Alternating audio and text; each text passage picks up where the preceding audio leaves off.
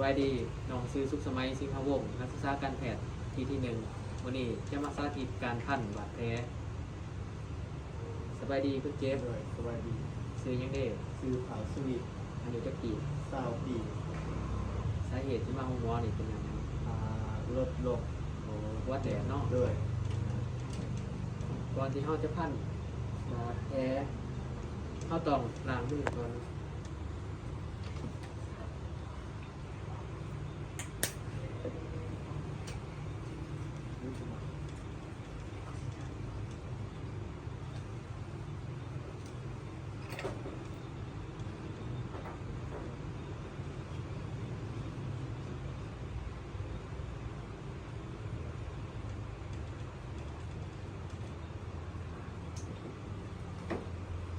จะไหนก็มาใส่ตรงนี้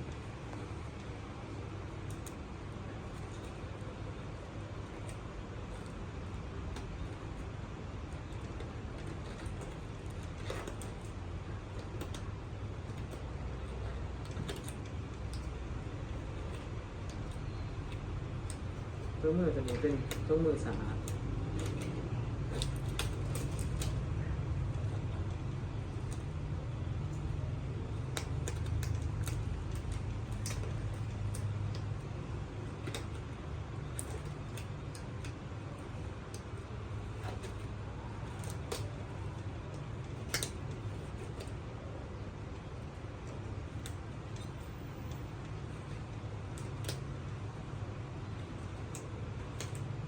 ก่อนที่อายสิเริ่มพันบาดแผลอายสิบอกจุดประสงค์ก่อนจุดประสงค์ของการพันบาดแผลให้น้องนี่เพื่อป้องกันบาดแผลให้สะอาดบ่ให้พยาธิภายนอกแทรกซึมเข้าตื่ม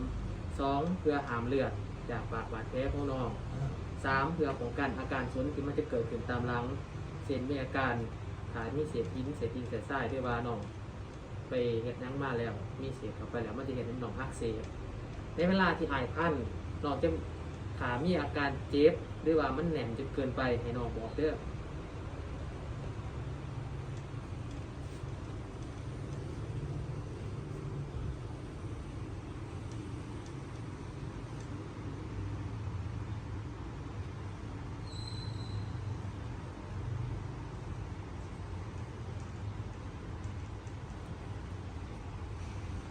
ของคงที่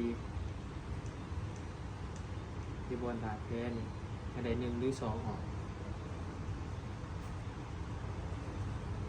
บ่อยรวมเกินไปหรือบ่อยแน่นเกินไป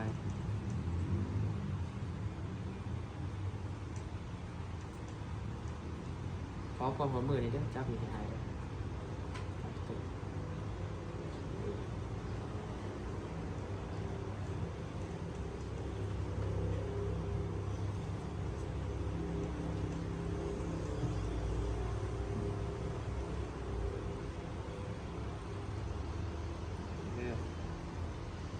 จับยังไงดิ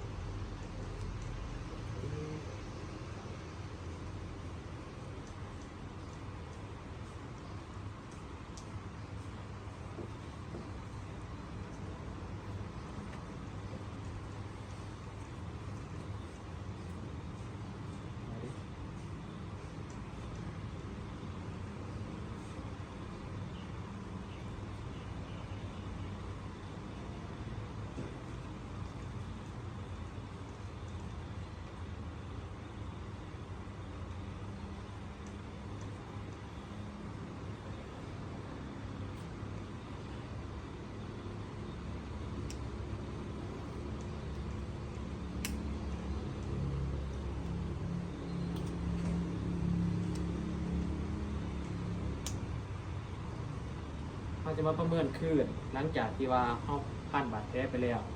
ว่าการที่เขาพันนี่พันเจ็บหรือบ่เจ็บดีบ่แหน่งเกินไปบ่หรือว่าหลวมเกินไปบ่แล้วก็จะสอบถามคนเจ็บเป็นจังไดที่ว่าหายพันไปแหน่นโปดบ่ โม พอดีเนาะ ด้วย ลองรับตาเบิ่งได้บ่ได้ดีไปเนาะบ่ภาพคูบ่บ่เป็นหยังเนาะมีการเสียดสีเนาะใจเด้อ